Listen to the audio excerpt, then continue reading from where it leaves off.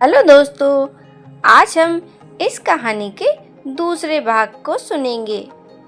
मैं आखिर किसकी बेटी हूँ, भाग 2। मंदिर के पीछे फैली शाम की हल्की धूप अब धीरे धीरे फीकी पड़ रही थी। हवा में पीपल के पत्तों की सरसराहट थी, लेकिन अनन्या के भीतर ऐसा तूफान उठ चुका था जिसे शब्दों में बांधना मुश्किल था। उसके सामने खड़ी वह महिला लगातार रो रही थी। उसकी उंगलियां अब भी उस पुरानी अस्पताल की पट्टी को कसकर पकड़े हुए थी, मानो वर्षों से उसी के सहारे जी रही हो।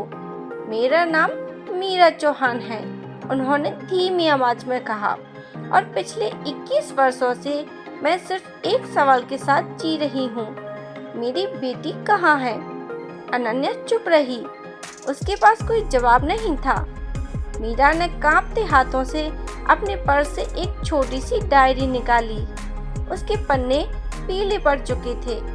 उन्होंने पहला पन्ना खोला, उसमें एक तारीख लिखी थी, अनन्या की जन्मतिथि। जिस दिन मेरी बेटी पैदा हुई थी, उसी दिन मैंने यह डायरी लिखना शुरू की थी। हर साल उसके जन्मदिन पर इसमें 2 लाइनें जरूर लिखती थी। मुझे नहीं पता था कि वह जिंदा है या नहीं, लेकिन मुझे विश्वास था कि एक दिन वह लौटेगी। अनन्या ने डायरी हाथ में ली। पहले पन्ने पर लिखा था, आज मेरी बेटी इस दुनिया में आई है। मैंने उसे सिर्फ कुछ मिनट देखा। उसके दाएं हाथ पर चांद जैसा निशान था। मैंने उसका नाम मन ही मन आराध्या रखा था। अनन्या की उंगलियां कांपने लगीं। उसके दाएं कंधे पर भी वही निशान जैसा अचानक जलने लगा हो, लेकिन उसने मुश्किल से शब्द निकाले, अगर मैं आपकी बेटी हूँ तो मेरे माँ बाप कौन हैं? मीरा की आंखों में दर्द उतर आया। यही सच मैं भी नहीं जानती। उस रात मुझे बेहोशी का इंजेक्शन दिया गया था। जब होश आया तो मुझे बताया गया कि मेरी बच्ची पैदा होते ही मर गई। मैंने देखने की जिद की, लेकिन किसी ने मुझे देखने नहीं दिया। अनन्या के भीतर जैसे किसी ने सैकड़ों सवाल एक साथ छोड़ दिए हों। वह बोली, और आपने विश्वास कर लिया? तब उस औरत ने उत्तर दिया, नहीं। मीरा की आवाज भर आ गई। एक माँ का दिल कभी झूठ नहीं मानता। मुझे हमेशा लगता रहा कि मेरी बच्ची कहीं जिंदा है। उसी समय मंदिर के बाहर एक कार आकर रुकी।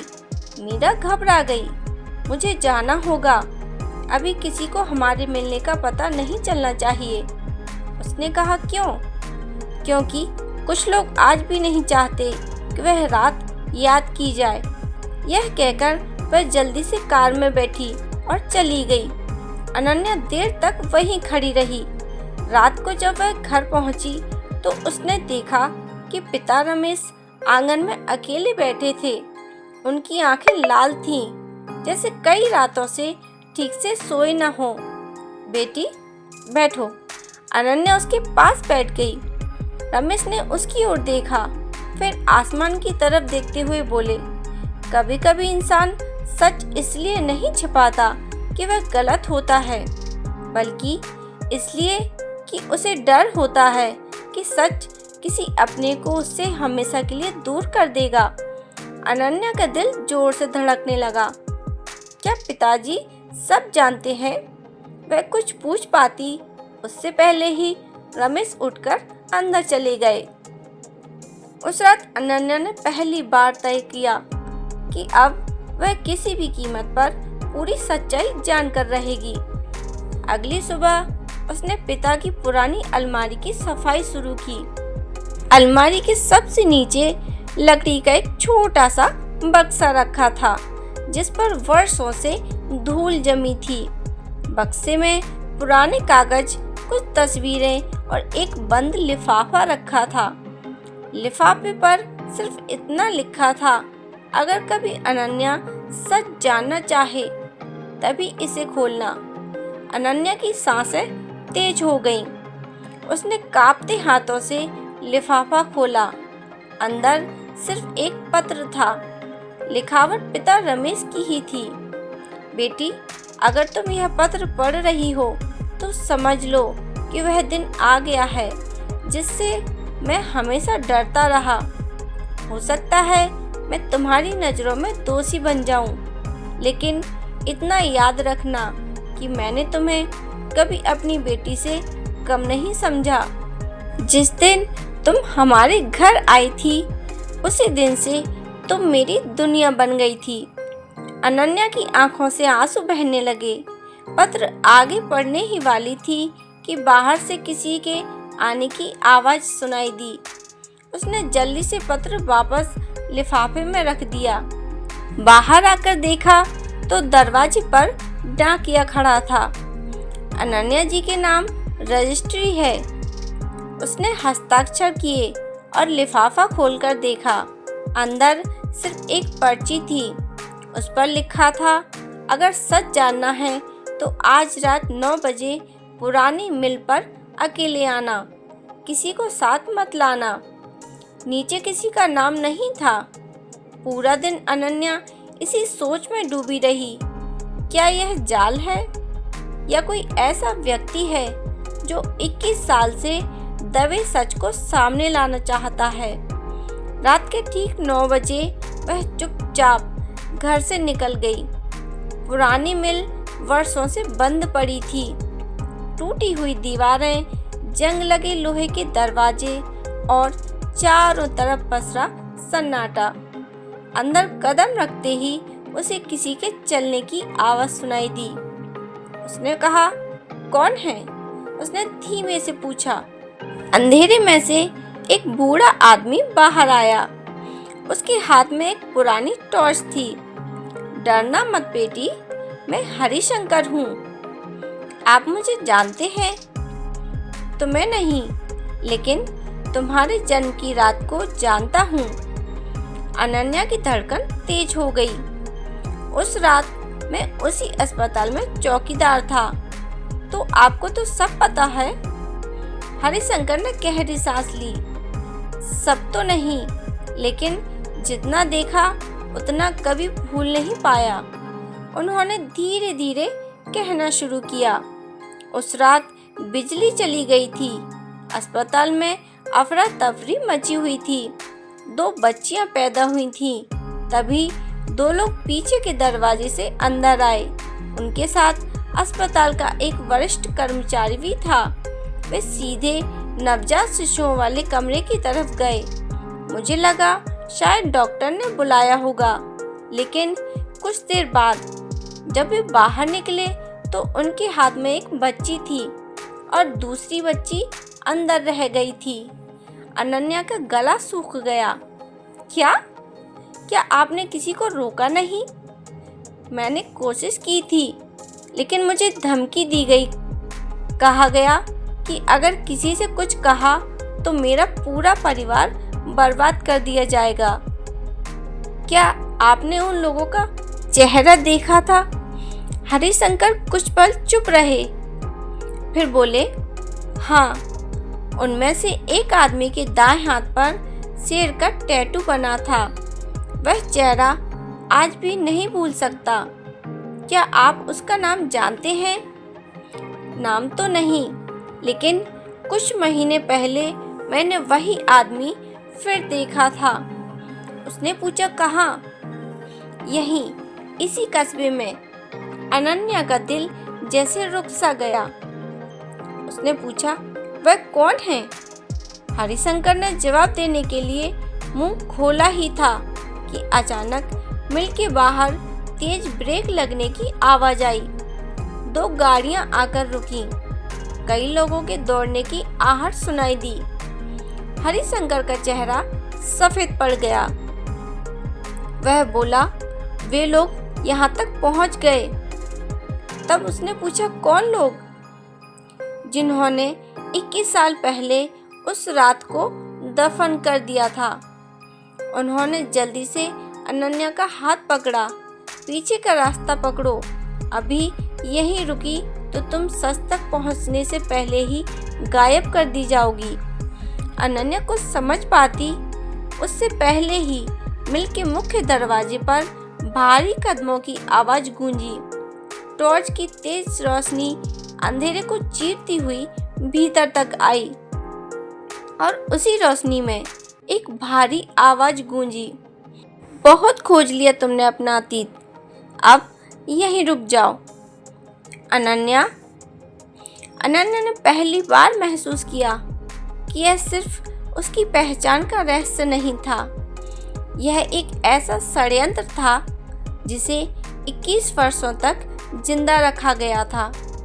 और अब जब वह सच के सबसे करीब पहुंची थी, कोई भी उसे जिंदा सच तक पहुंचने नहीं देना चाहता था। मिल के अंधेरे में गूंजी वह भारी आवाज अनन्या के कानों में हथौड़े की तरह पड़ी।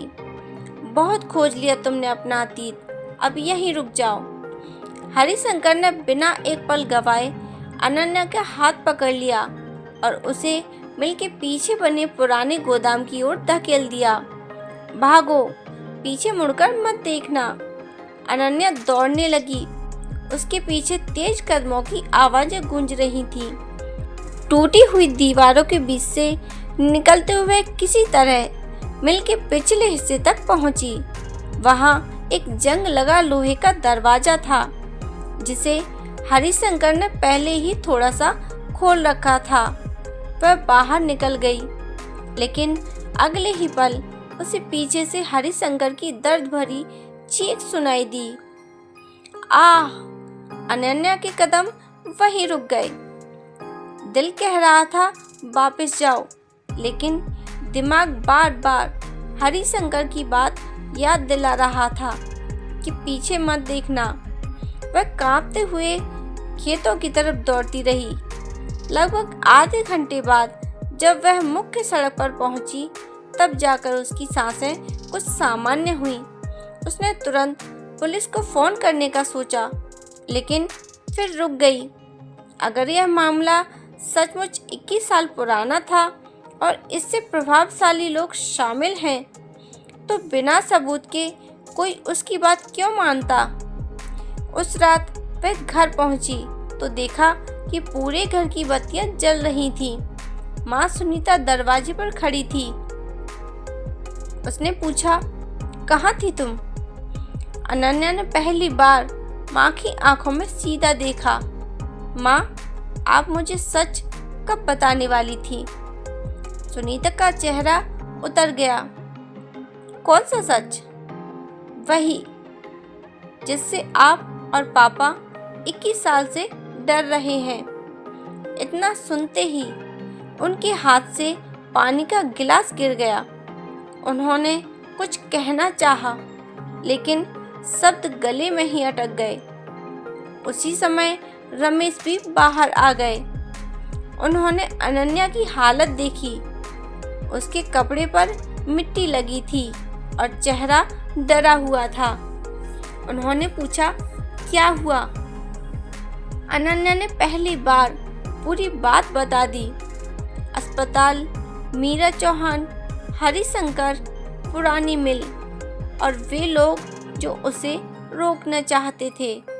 सब सुनने के बाद रमेश कई मिनट तक चुप बैठे रहे। फिर उन्होंने धीरे से कहा, अब शायद सच छिपाने का कोई मतलब नहीं बचा। अनन्या की धड़कनें और भी तेज हो गईं। लेकिन तभी बाहर से किसी गाड़ी के रुकने की आवाज आई और तभी रमेश ने खिड़की से बाहर झांका। उसका चेहरा एकदम सफेद पड़ गया। वे लोग यहाँ तक पहुँच गए। उन्होंने तुरंत घर की सारी लाइटें बंद कर दी। तीनों बिना आवाज किए अंदर वाले कमरे में चले गए। बाहर किसी ने दरवाजा खटखटाया, पहले धीरे और फिर जोर से और फिर लगातार, लेकिन कोई भी दरवाजा नहीं खोल रहा था।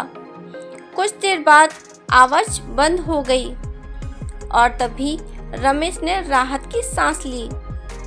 लेकिन तभी खिड़की के शीशे से एक लिफाफा अंदर फेंका गया। जब उन्होंने लिफाफा खोला तो उसके अंदर सिर्फ एक तस्वीर थी। तस्वीर देखकर अनन्या की सांस रुक गई। यह उसी रात की अस्पताल की तस्वीर थी। 2 नवजात बच्चियां एक ही बिस्तर पर लेटी हुई थीं। उसमें से एक के हाथ में अस्पताल की पहचान पट्टी साफ दिखाई दे रही थी, पर दूसरी बच्ची के हाथ में कोई पट्टी नहीं थी। तस्वीर के पीछे सिर्फ एक वाक्य लिखा था, सच तस्वीरों में नहीं, तीसरे गवाह के पास है। अनन्या ने तुरंत पूछा, तीसरा गवाह कौन? रमेश ने सिर हिला दिया, मुझे नहीं पता। लेकिन तभी सुनीता अचानक रो पड़ी। उन्होंने कांपती आवाज में कहा, मुझे पता है। दोनों उसकी ओर देखने लगे।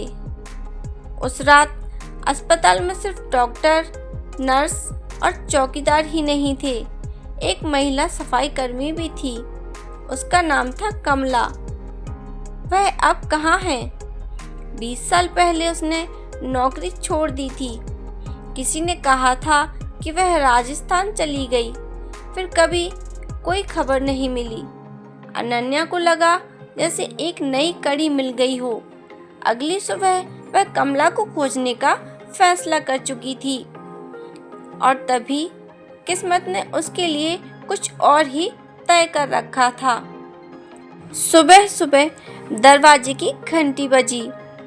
बाहर एक 10-12 साल का लड़का खड़ा था। उसने बिना कुछ कहे एक छोटा सा डिब्बा अनन्या के हाथ में रख दिया और दौड़ गया। डिब्बा खोलते ही उसके हाथ कांपने लगे। अंदर एक पुरानी चांदी की पायल थी। पायल को देखते ही सुनीता की आंखें फैल गईं। यह तो। तभी उसने पूछा, आप पहचानती हैं इसे? सुनीता ने पायल हाथ में ले ली। जिस दिन तुम हमारे घर आई थी, तुम्हारे पैरों में यही पायल थी। अनन्या स्तब्ध रह गई। मतलब? यह पायल मेरे साथ आई थी। सुनीता ने हाँ में सिर हिलाया। डिब्बे के नीचे एक और पर्ची रखी थी। उस पर लिखा था, अगर अपनी असली माँ का नाम जानना है तो पायल को सुनार के पास ले जाओ, वह बताएगा कि यह किसने बनवाई थी। लेकिन जल्दी करना, क्योंकि सच अब ज़्यादा दिन छिपा नहीं रहेगा। अनन्या ने पायल को गौर से देखा। उसके अंदर की तरफ बहुत छोटे अक्षरों में कुछ खुदा हुआ था। धूल साफ करने पर सिर्फ 2 अक्षर दिखाई दिए, आर। बाकी हिस्सा घिस चुका था। क्या वह आराध्या का आर था या किसी और का? अब रहस्य और गहरा हो चुका था। जिस सच को वह जन्म की गलती समझ रही थी, अब वह एक सुनियोजित साजिश जैसी लग रही थी। और सबसे हैरान करने वाली बात यह थी कि कोई अनजान व्यक्ति लगातार उसकी हर गतिविधि पर नजर रखे हुए था। उसे रास्ता भी दिखा रहा था और चेतावनी भी दे रहा था। लेकिन वह कौन था? कोई मददगार या उसी साजिश का सबसे खतरनाक खिलाड़ी? यही सवाल अब अनन्या की जिंदगी का सबसे बड़ा रहस्य बन चुका था। तो दोस्तों, यह कहानी यहीं तक। इसके आगे का भाग हम अगली वीडियो में सुनाएंगे। अगर आपको मेरी कहानी अच्छी लगी हो तो मेरी वीडियो को लाइक करें, शेयर करें और ऐसी ही इंटरेस्टिंग कहानी के लिए मेरे चैनल को सब्सक्राइब करें और बेल आइकन को प्रेस करके रखें, जिससे जब भी वीडियो अपलोड हो तो आप तक नोटिफिकेशन सबसे पहले पहुंच सके। मेरी वीडियो देखने के लिए आप सभी का बहुत बहुत धन्यवाद।